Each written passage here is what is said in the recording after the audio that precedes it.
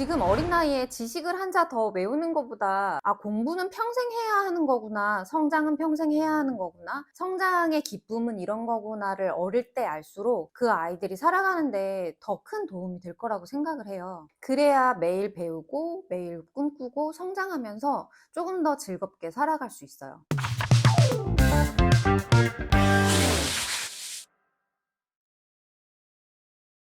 안녕하세요. 해지에듀 쓰기 영어 윤희연입니다. 오늘 제가 소개시켜 드릴 책은 진아영 교수님이 쓰신 세상에서 가장 쉬운 본질 육아입니다. 부모는 부모대로 힘들게 아이를 키웠는데 웬일인지 그 결과인 우리 청년들이 전혀 행복하지 않다. 더 큰 문제는 그 부담이 다시 부모에게 돌아오는 경우가 많다는 것이다. 많은 청년이 부모에게서 독립하지 못하고 자기 인생의 주인이 되지 못한다. 나아가 이런 문제가 부모의 탓이라며 원망하기 일쑤이다. 대부분의 부모는 사랑과 희생으로 아이를 키운다. 지금 내가 따르고 있는 이 육아의 길이 우리 아이에게 가장 좋은 길이라고 믿기에 그렇게 키운다. 그러나 세상은 빠른 속도로 변하고 있다. 지금 부모들이 상상도 못할 새로운 세상을 아이들은 살아갈 텐데 부모들은 자신들이 자라온 과거의 논리와 현재의 법칙에 따라 아이들을 키운다. 그 결과 아이들은 미래를 위한 준비를 제대로 못하고 있다. 제가 초등학생들을 지도한 이래로 굉장히 많은 육아 서적들을 읽었었던 것 같아요. 그래서 지금 이렇게 유튜브를 시작하면서도 고갈되지 않고 많은 책들을 소개시켜 드릴 수 있는데요. 저는 그동안 그 육아서들을 읽으면서 제가 아이들을 지도하는 방식이 맞는지 틀린지 자가 검증을 좀 많이 했었던 것 같아요. 저는 아이들을 직접 지도하기도 하고 어머님들을 만나서 상담을 하기도 하고 육아 전문가들이 쓰신 책을 이렇게 전달해 드리는 역할도 해요. 아마 제 역할은 부모님들이 육아를 하시는 그 길에 서서 신호등 정도의 역할을 해드리는 것 같아요. 방향은 당연히 스스로 설정하시는 거고 저는 빨간불, 노란불, 파란불 정도의 신호등 역할은 해드릴 수 있을 것 같아요. 그쪽 길은 너무 위험해요. 지금은 멈추시는 게 좋습니다. 지금 그 방향 그대로 앞으로 가셔도 됩니다. 정도의 가이드를 해드리고 있습니다. 이렇게 유튜브 채널을 통해서 한 분 한 분 더 많은 분들을 만나뵐 수 있음을 감사하면서 그렇게 역할을 충실히 하고 있습니다.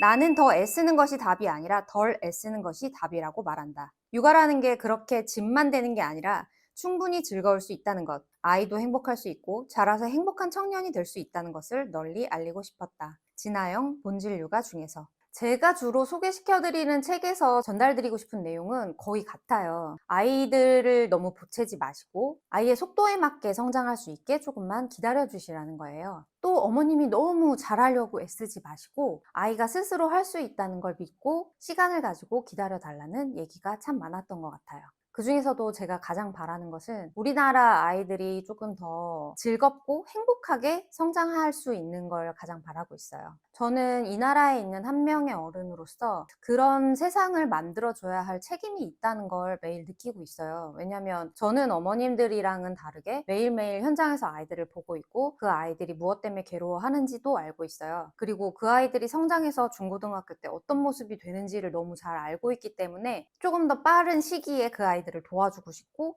조금 더 앞전에서 그 아이들이 뒤늦게 후회하지 않도록 더 도와주려고 애쓰고 있습니다. 이 책의 첫 번째 파트 1, 밥을 짓듯이 아이를 키워라에서는 부모가 해야 하는 첫 번째 질문으로 나는 누구인가를 꼽습니다. 아이 이전에 나를 돌아보고 내가 원하는 삶을 먼저 찾은 후에 아이와 함께 성장하는 삶을 살아야 한다고요.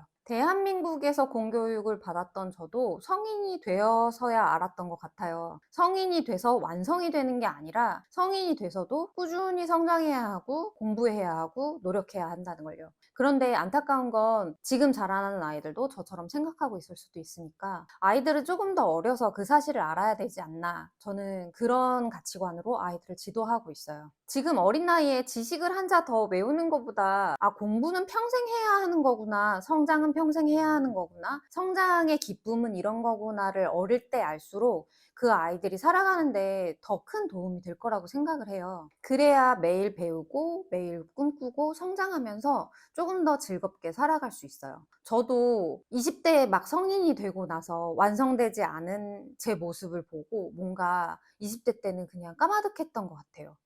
이제 다 온 줄 알았는데 처음부터 다시 시작인 건가라는 생각이 20대 때 저 자신을 되게 많이 지치게 했던 것 같거든요. 하지만 30대가 지나고 나서 성장의 기쁨을 이제 그제서야 알고 나서는 매일 노력하고 매일 성장하고 그게 인생이구나를 배우기 시작했어요. 그래서 지금은 아이들이 보는 데서도 저는 책도 읽고 공부도 많이 하고 어떻게 열심히 살아가는지 아이들한테 많이 얘기도 해주거든요. 그런데 그렇게 열심히 즐겁게 행복하게 살아가는 어른이 그것도 책 보고 공부하면서 즐겁다고 말하니까 선생님은 일도 즐거워라고 말하니까 아이들이 그 모습을 되게 의아해해요. 왜냐면 자기들이 TV에서 본 어른들은 일하면 피곤하고 힘들고 책은 잘 안 보고 뭐 노력하거나 공부하거나 그런 거는 조금 낯선 풍경이었나 봐요. 그래서 그 아이들이 노력하고 행복하게 사는 어른들을 보는 게 의아하지 않은 세상이면 좋겠다라는 생각을 자주 합니다. 출산 후 육아휴직으로 집에만 있게 되었다면 자존감이 더 떨어질 수 있다.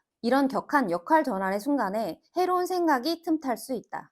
그건 바로 아이를 잘 키워냄으로써 내 자존감을 회복해 봐야겠다는 생각이다. 아이와 내가 완전히 다른 객체라는 개념이 흐려지고 경계가 모호해지면서 마치 아이가 나의 연장인 것처럼 인식될 수 있다. 이때 무의식적으로 아이를 대리만족의 수단으로 여기게 될 수 있는데 여기서부터 부모와 아이의 불행이 시작된다. 제임스 클리어의 아주 작은 습관의 힘은 저도 소개시켜 드리려고 리스트에 올려놓은 책인데요. 이 책에서도 진아연 교수님이 추천을 하고 계세요. 그런데 진아연 교수님이 추천하신 거는 육아에 관련된 방법이라기보다는 나를 먼저 돌아봐야 된다는 뜻으로 제임스 클리어의 책을 추천하셨어요. 아이를 잘 키우려고 마음먹을 때 가장 먼저 점검해야 되는 게 나의 자존감이 어떤 색깔이고 어떤 모양인가를 먼저 점검하는 거라고 진아연 교수님이 책에서 말씀하십니다. 내가 내 인생에서 가장 중요하게 생각하는 게 무엇인지 알아내는 게 가장 먼저 해야 할 일이라고 말씀을 하고 계세요. 여담이지만 저희 엄마는 작년에 돌아가셨어요. 근데 살아계실 때 밀가루 음식을 진짜 좋아하셨거든요. 그래서 저희는 어릴 때부터 밀가루 음식을 엄마랑 같이 좀 많이 먹게 됐었어요. 그래서 저랑 제 동생은 아직도 밀가루 음식을 굉장히 좋아해요. 그냥 입맛 하나만 해도 그렇게 부모님을 닮게 되는데 생활 습관이나 말투 같은 거는 부모님을 그대로 더 빼박을 수밖에 없거든요. 그래서 아이가 어떤 모습이기를 바랄 때 그 모습을 나한테 먼저 대입시켜보고 내가 그 모습이 먼저 되는 건 어떨까 이제 그 방법을 좀 추천드리고 싶어요. 사실 아이들 영어를 많이 지도를 하다 보니까 어머님들이 본인이 영어를 못 하시는 경우에 아이한테 영어 욕심을 더 많이 내시는 경우가 있거든요. 그런데 상대적으로 영어를 잘하시는 어머님들은 아이한테 그렇게 많이 보채지 않으세요. 아이가 초반에 성장할 때 많이 보채지 않으시는 이유가 본인이 성장을 처음 했을 때 영어가 얼마나 느리고 안 느는지를 경험해봤기 때문이신 것 같아요. 그런데 공부를 스스로 해본 지가 너무 오래되신 어머님들은 그게 기억이 좀 가물가물하셔서 아이가 영어 공부를 시작한 지 초반 1, 2년 안에 굉장히 많은 성과를 바라세요. 그런데 인생 처음으로 영어 공부를 시작한 아이들은 1, 2년 만에 절대 원어민처럼 얘기하거나 할 수는 없거든요. 그래서 아이들이 영어 공부를 처음 할 때는 조금 더 긴 안목을 가지시고 여유로운 마음으로 교육을 시켜주시는 게 굉장히 중요합니다. 한국 사회에서는 이렇게 키울 수밖에 없어요. 입시 교육을 무시할 수 없어요. 현실이 그래요. 미국에서 살고 있는 내가 한국 실정을 잘 모르고 이상적인 얘기만 늘어놓는다고 생각하는 부모도 있을 것이다. 그런데 나는 여기서 한국 사회라는 말은 빼놓고 생각해 보았으면 좋겠다. 지금 우리 부모들은 한국에 살고 있고 한국에서 일어나는 현상을 아주 당연하게 받아들일 것이다. 하지만 우리 아이들은 다르다. 미래의 아이들은 국적은 한국이지만 세계 속에 살게 될 것이다. 어디 출신이냐는 질문에 우리는 지역을 말하지만 우리 아이들은 나라를 말하는 세계에 살게 될 것이다. 영어 공부를 하는 건 절대 입시나 대입을 목적으로 한다고 생각하고 지도하시면 안 돼요. 언어를 배우는 건 내가 살아가는 세계를 확장하는 일환으로 그렇게 언어를 하나씩 하나씩 늘려가는 거거든요. 특히 영어를 할 줄 안다는 거는 사귈 수 있는 친구를 늘리고 내가 취업할 수 있는 기회를 더 넓히는 일이 될 수도 있어요. 즉 인생의 터전을 크게 키우는 일입니다. 아이들한테도 영어 공부 왜 해야 되는지 말해주실 때 이렇게 진짜 거창하게 말해주셔야 해요. 시험 봐야 되니까, 뭐 대학 가야 되니까, 문법 공부해야지 이렇게 말씀하시면 아이들도 한 치 앞밖에 못 보게 되거든요. 그런데 아이들 머릿속에서도 계속 큰 세상을 그려주시면 아이들이 눈을 반짝거리면서 더 영어 공부에 집중하게 돼요. 너는 엄마 세대랑은 달리 외국 사람들이랑 다 어울려서 살아야 되는 세상에 살아갈 거야. 그래서 너는 당연히 영어는 해야 하고 영어가 끝나고 나면 다른 언어도 하나 정도는 해야 돼. 그렇게 다른 언어도 하나 정도는 더 해보자. 이렇게 말씀해 주시는 게 좋아요. 그렇게 말해주면 아이가 부담을 많이 느껴서 더 안 할 것 같나요? 저 애들한테 진짜 그 얘기 많이 해주거든요. 저는 저 자신이 달리기를 되게 못하는 사람이라고 생각을 했었어요. 어릴 때부터 오래 달리기를 못하기도 했고 새벽마다 공원을 나가긴 하는데 4km, 5km, 10km 뭐 마라톤 뭐 이렇게 뛰는 사람들을 보면서 아 나는 저렇게 못하는데 라는 막연하게 그런 생각만 가지고 있었거든요. 그래서 한두 바퀴밖에 못 뛰고 말고 했었는데 어느 날 유튜브에서 데이비드 고긴스라는 사람이 3일을 쉬지 않고 달린다는 유튜브 동영상을 봤어요. 저한테 달리기의 한계는 사실 42km였거든요. 아, 그렇게 뛰는 사람도 있대. 그냥 그 정도가 제 머릿속 달리기의 한계였는데 그렇게 2, 3일씩 뛰는 사람이 있다는 걸 알고 나니까 그래? 나도 한번 해볼까? 이제 그렇게 하고 뛰기 시작했더니 정말로 저는 처음으로 제 인생에서 5km라는 거리를 뛰어봤거든요. 제가 하면서도 정말 놀랐어요. 내가 머릿속에 그려놓은 한계가 없어질 때 사람의 가능성이 얼마나 넓어질 수 있는지 제가 다시 한번 느낀 순간이었습니다. 제가 영어 공부가 갑자기 아주 쉬워진 것도요, 불어를 공부하면서부터였거든요. 그 전까지는 영어 단어 외우기가 그렇게 어려웠는데 불어를 공부하고 나니까 불어는 영어에 비해서 단어 암기량이 한 6배 정도가 돼요. 동사 변화를 인칭별로 다 다른 형식으로 외워야 하고 명사, 형용사도 여성형, 남성형이 다 따로 있어서 영어에 비해서 정말 외울 게 많은 언어가 불어거든요. 그래서 불어를 한번 그렇게 공부를 하고 나니까 그 이후로 영어 공부가 너무 쉽게 느껴졌었어요.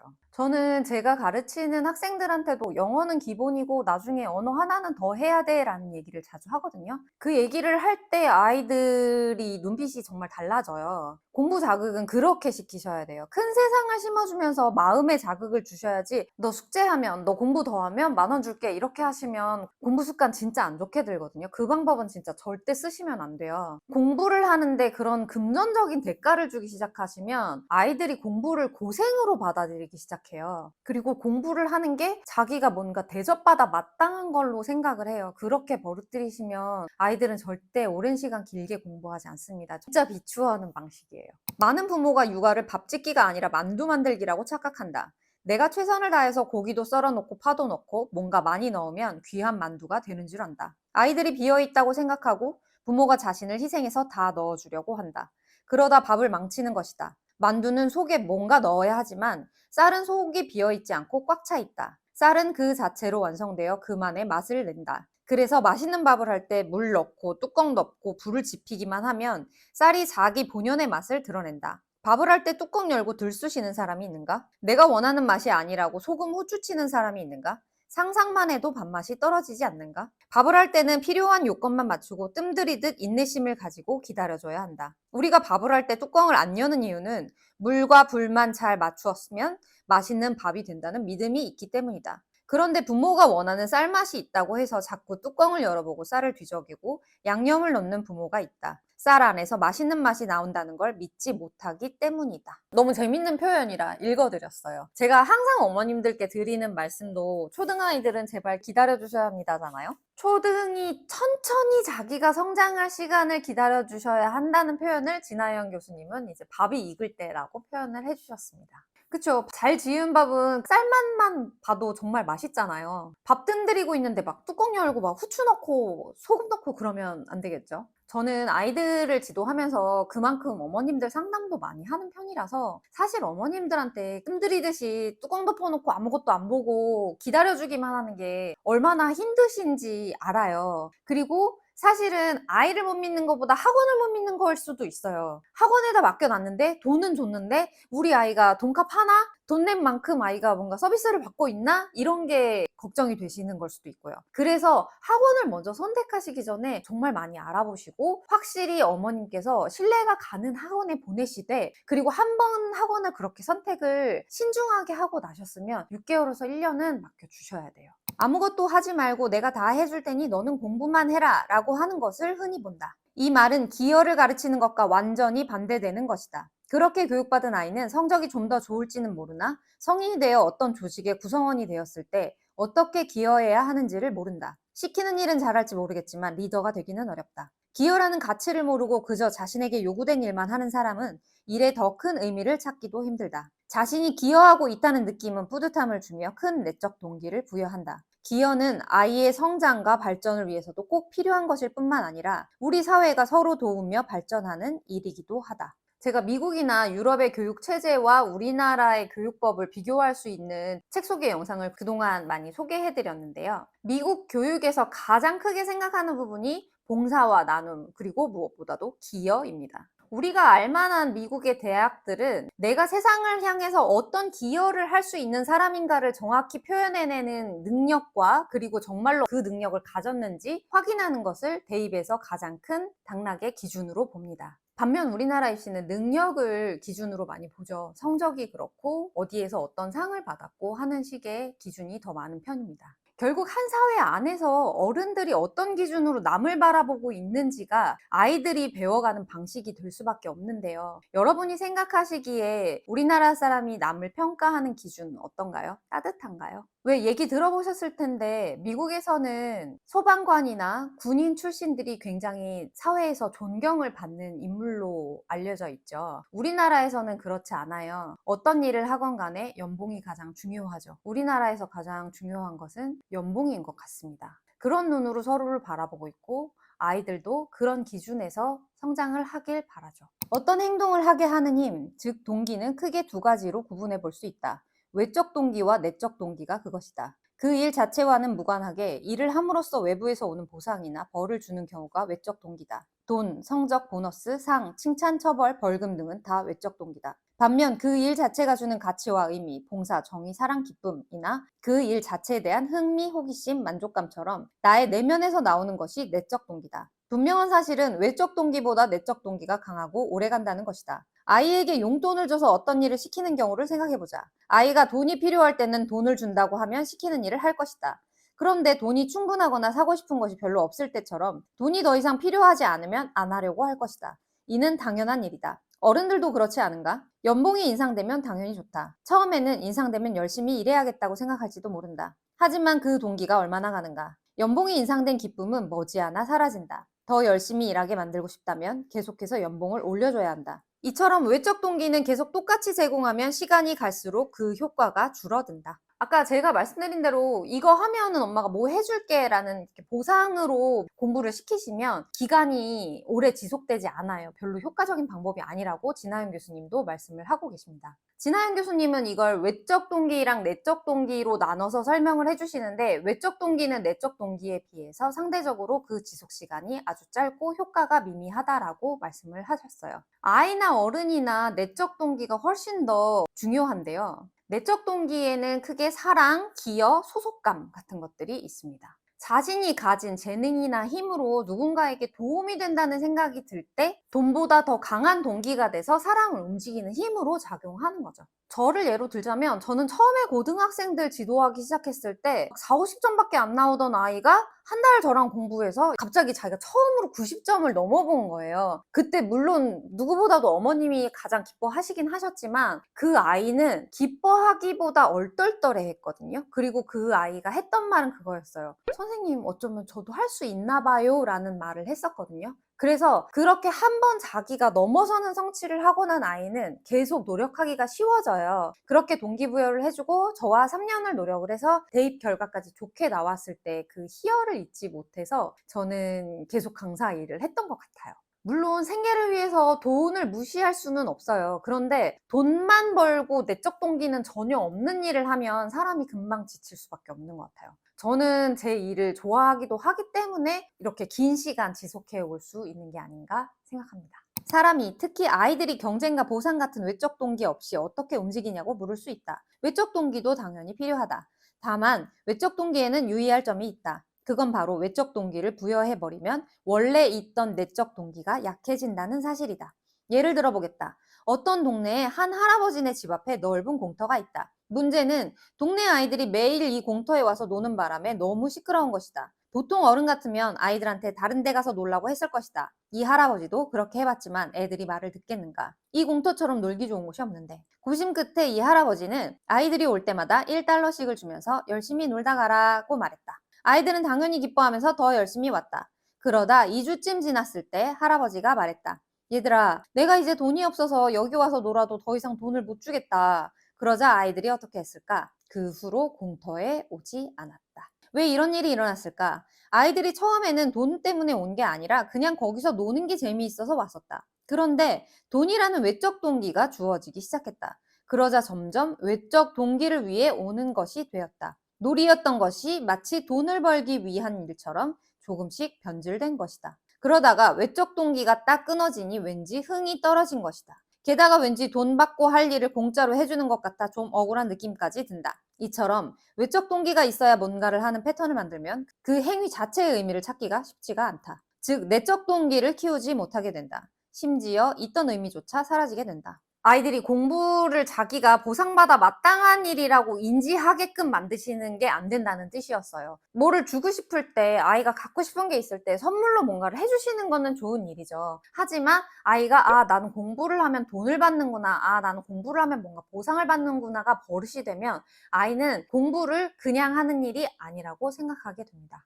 매번 저학년 때부터 공부 습관을 양치처럼 들여주시지 않으면 제가 고학년 돼서 고생을 많이 할 거라는 얘기를 많이 해드렸는데요. 아이들 양치 연습시키시면서 매번 돈 주거나 하시지는 않잖아요. 당연히 해야 되는 거니까 그렇게 하는 거거든요. 공부도 어릴 때 습관 들이실 때 그렇게 하셔야 돼요. 다만 어릴 때 공부 습관을 들일 때는 긴 시간을 하는 게 아니라 짧은 시간을 매일 반복적으로 하는 게 가장 중요합니다. 진하영 교수님 책 제가 한 반 정도 소개시켜 드렸는데요. 표현도 너무 재미있고 쉽게 쓰셨어요. 저는 오히려 공부를 깊게 하신 분들이 책을 아주 쉽게 쓰시면 그분에 대한 존경심이 훨씬 더 올라가거든요. 이건 지극히 제 생각이지만 어려운 말을 줄줄 늘어놓는 방식으로 글을 쓰는 건 어쩌면 자기도 이해하지 못한 내용을 그냥 갖다 쓴 걸 수도 있다는 생각을 저는 글을 읽으면서 많이 하거든요. 하지만 공부를 진짜 깊이 있게 하신 분들이 쉽게 글을 쓰신 걸 보면 마치 자기가 처음 단계에서 시작했을 때 그때 나에게 알려주듯이 그렇게 글을 쓰시는 것 같아요. 그분은 이미 초보부터 전문가까지 이렇게 한 바퀴를 돌았기 때문에 초보의 마음을 다시 이해하실 수 있는 거죠. 대표적으로 이제 김정훈 박사님 책 많이 읽으면서 그 생각을 제가 했었고, 이번에 진하영 교수님 책 읽으면서도 그 생각이 다시 들었습니다. 육아의 본질을 깊이 있게 다시금 짚어보고 싶으신 분들께 추천드립니다. 세상에서 가장 쉬운 본질 육아. 오늘의 책 소개였고요. 오늘도 긴 시간 함께 해주셔서 감사합니다. 좋아요, 구독, 알림 설정 부탁드립니다. 또 좋은 책으로 다시 찾아뵙겠습니다. 감사합니다.